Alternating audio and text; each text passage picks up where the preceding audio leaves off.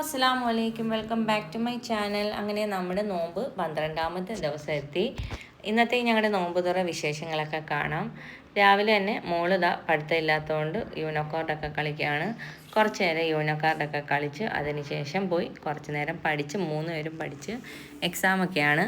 അങ്ങനെ പഠിത്തമൊക്കെ കഴിഞ്ഞ് അതിനുശേഷം റംസ് പോയി കുറച്ച് സാധനമൊക്കെ വാങ്ങിച്ചുകൊണ്ട് തന്ന്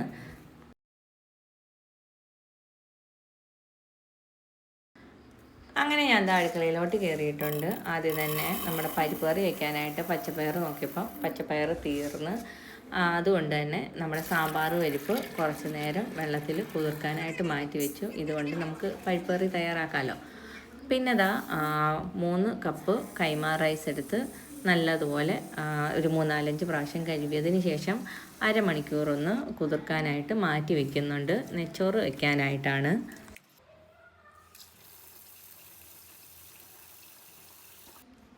കുതിർത്ത് വെച്ചിരിക്കുന്ന പരിപ്പ് കുക്കറിലേക്ക് ഇട്ട് കൊടുക്കുകയാണ്. കൂടെ തന്നെ ഒരു ചെറിയ സവാള ചെറുതായിട്ട് അരിഞ്ഞതും ഒരു പച്ചമുളകും കൂടെ ചേർത്ത് കൊടുക്കുന്നുണ്ട്.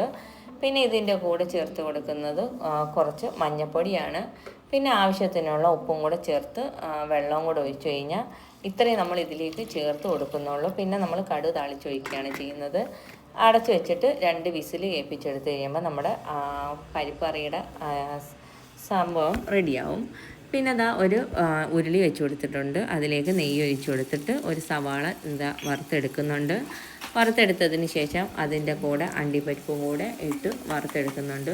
മുന്തിരിങ്ങ വേണമെങ്കിൽ ചേർത്ത് കൊടുക്കാം. മുന്തിരിങ്ങ വറുത്തെടുത്തിട്ട് ഇതിലേക്ക് ചേർത്ത് കൊടുക്കുമ്പോൾ ഭയങ്കര പുളിയാണ്. അപ്പം അത് പിള്ളേർക്കൊന്നും ഇഷ്ടമല്ല. അതുകൊണ്ട് ഞാൻ മുന്തിരിങ്ങ ചേർത്ത് കൊടുക്കുന്നില്ല. പിന്നെ അതിലേക്ക് ഗ്രാമ്പൂ, പട്ട, ഏലക്ക, കയ്യിലുള്ള ഐറ്റംസ് എല്ലാം ഇട്ട് കൊടുക്കുക. പിന്നെ നമ്മൾ കഴുകി ഊറ്റി വെച്ചേക്കുന്ന അരിയും കൂടെ ചേർത്ത് കൊടുത്തിട്ട് നല്ലതുപോലെ ഒന്ന് ഇളക്കിയെടുക്കാം. ഇളക്കിയെടുത്തതിന് ശേഷം നമ്മുടെ അരിക്ക് ആവശ്യത്തിനനുസരിച്ചുള്ള വെള്ളം ചേർത്ത് കൊടുക്കണം. ഞാനിവിടെ 1 കപ്പ് അരിക്ക് 2 കപ്പ് വെള്ളം എന്ന അളവിലാണ് വെള്ളം ഒഴിക്കുന്നത്.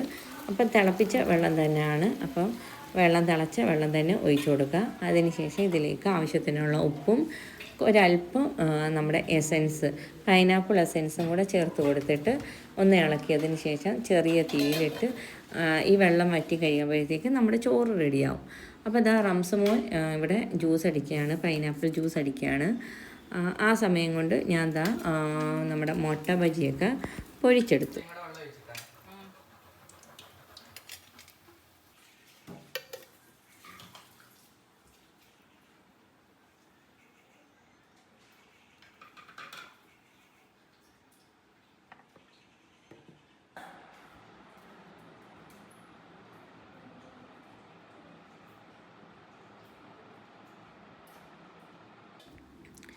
വെള്ളമൊക്കെ വറ്റി നല്ല ചോറ് അടിപൊളിയായിട്ട് വെന്ത് വന്നിട്ടുണ്ട്. നമ്മൾ നേരത്തെ വറുത്ത് വെച്ചിരിക്കുന്ന ഉള്ളിയും അണ്ടിപ്പരിപ്പും കൂടെ ചേർത്ത് കൊടുക്കാം. ഇനി ഓറിയോ ബനാന മിൽക്ക് ഷേക്ക് തയ്യാറാക്കാനായിട്ട് 2 റോബസ്റ്റ പഴം ഫ്രീസ് ചെയ്തതാണ് കേട്ടോ. അത് ഇതിലേക്ക് ചേർത്ത് കൊടുക്കുന്നുണ്ട്. പിന്നെ ഒരു 8 ഓറിയോ ബിസ്ക്കറ്റും കൂടെ ചേർത്ത് കൊടുത്തതിന് ശേഷം ഇതിലേക്ക് ഐസ്ക്രീമാണ്, അല്ലെങ്കിൽ ഐസ്ക്രീം ഉണ്ടെങ്കിൽ ഐസ്ക്രീം ചേർത്ത് കൊടുക്കാം, അല്ലെങ്കിൽ നമ്മുടെ വിപ്പിംഗ് ക്രീം ചേർത്ത് കൊടുത്താലും മതി. അതിനുശേഷം ഒരു കവറ് പാലും കൂടെ ചേർത്ത് കൊടുത്തിട്ട് വേണമെങ്കിൽ പഞ്ചസാര ചേർത്ത് കൊടുക്കാം. എന്നിട്ട് അടിച്ചെടുത്ത് കഴിയുമ്പം നമ്മുടെ ഓറിയോ മിൽക്ക് ഷേക്ക് ഇവിടെ റെഡിയായിട്ട് കിട്ടും. പിന്നെ ഞങ്ങളുടെ ഇന്നത്തെ നോമ്പ് തുറയ്ക്ക് തണ്ണിമത്തൻ, മുന്തിരിങ്ങ, ഓറഞ്ച് ഒക്കെ എടുത്ത് വെച്ചിട്ടുണ്ട്. പിന്നെ കഞ്ഞിയുണ്ട്, ജ്യൂസുണ്ട്, മുട്ട ബജി. ഇത്രയൊക്കെയാണ് ഞങ്ങളുടെ ഇന്നത്തെ നോമ്പ് തുറയ്ക്ക്.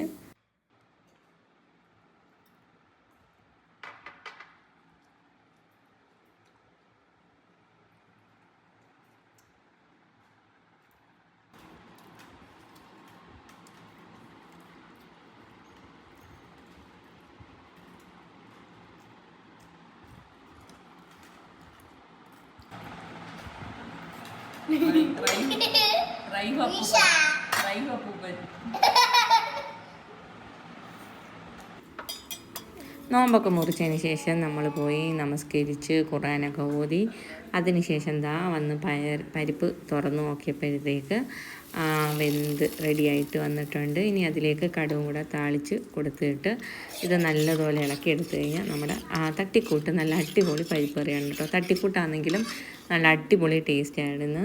അപ്പോൾ ഈസി ആയിട്ട് നമുക്ക് തയ്യാറാക്കാനും പറ്റുമല്ലോ. നമ്മൾ ഇതിലേക്ക് തോനെയൊന്നും ചേർത്ത് കൊടുത്തിട്ടില്ലല്ലോ. പിന്നെ അതാ ചിക്കൻ ഫ്രൈ ഉണ്ട്, ചിക്കൻ ഫ്രൈ ചെയ്ത് വെച്ചിട്ടുണ്ട്.